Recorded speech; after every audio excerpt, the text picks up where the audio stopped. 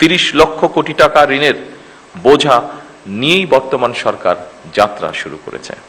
দেশের বর্তমান রাজনৈতিক, অর্থনৈতিক, সামাজিক ব্যবস্থা সম্পর্কে আমার মনে হয় আপনারা ভালোভাবে অবগত আছেন। দেশের ইতিহাসে সবচেয়ে ভঙ্গুর অর্থনীতি, দুর্বল বিভাজিত জনপ্রশাসন এবং অবনতিশীল আইন শৃঙ্খলা পরিস্থিতির মধ্যে বর্তমান সরকারকে কাজ শুরু করতে হয়েছিল। যে পরিস্থিতিটির বর্ণনা আমি দিলাম, সেই পরিস্থিতি ছিল যখন আমরা কাজ শুরু করেছি। অবশ্যই আমি দৃঢ়ভাবে বিশ্বাস করি আপনাদের সহযোগিতায় অনেকখানি সেই পরিস্থিতির আমরা পরিবর্তন করতে সক্ষম হয়েছে এই 2.5 মাসে। তবে সম্পূর্ণভাবে সেটি এখনো পরিবর্তিত হয়নি। ফ্যাসিবাদী শাসন আমলে দুর্নীতি, লুটপাট রাষ্ট্র এবং জনগণকে ঋণগ্রস্ত করে ফেলেছিল সেই শাসন আমল।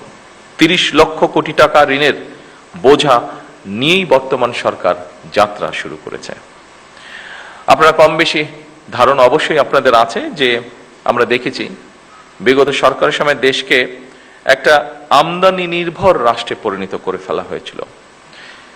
বিভিন্ন স্ট্যাটিস্টিক্স যেটা বলে, দেশে দারিদ্র্য বেড়েছে, দেশে বেকারত্ব বেড়েছে, নতুন কর্মসংস্থান হয় নাই বললেই চলে।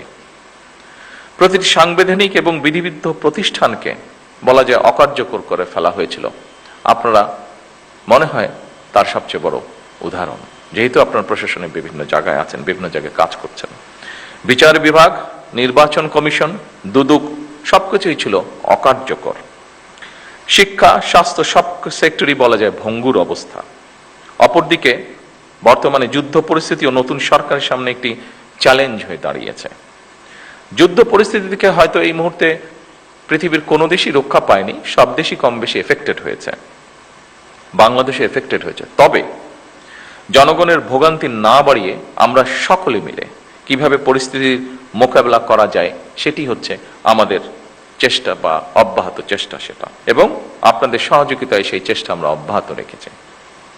ঠিক এই পরিস্থিতি মোকাবেলা করেই কিন্তু বর্তমান সরকার দেশের আবহমান কালের ধর্মীয়, সামাজিক মূল্যবোধের আলোকে একটি ন্যায়ভিত্তিক কল্যাণ রাষ্ট্র প্রতিষ্ঠা করতে চাইছি আমরা, এবং এই লক্ষ্যকে বাস্তবায়নে সরকার দেশের প্রতিটি শ্রেণী পেশার মানুষের জীবন মান উন্নয়নের বিভিন্ন পদক্ষেপের বাস্তবায়ন কাজ শুরু করেছে। সরকার ইতিমধ্যে একটি নীতিমালার ভিত্তিতে জনপ্রশাসন অর্থাৎ আপনাদের মাধ্যমেই কৃষক কার্ড, ফ্যামিলি কার্ড, স্পোর্টসের যে বিষয়টি সহ দেশে ইমাম, মুয়াজ্জিম এবং অন্যান্য ধর্মীয় গুরুদেরকেও প্রতি মাসে আমরা সম্মানের যে ব্যবস্থা করেছি সেই কার্যক্রমগুলি শুরু হয়েছে, যা শুরু করেছি আমরা আপনাদের মাধ্যমে। সম্মানিত উপস্থিতিবৃন্দ, দলমত নির্বিশেষে রাষ্ট্র সমাজের প্রত্যেকটা মানুষকে রাষ্ট্রীয় সামাজিক নিরাপত্তা বেষ্টনীর মধ্যে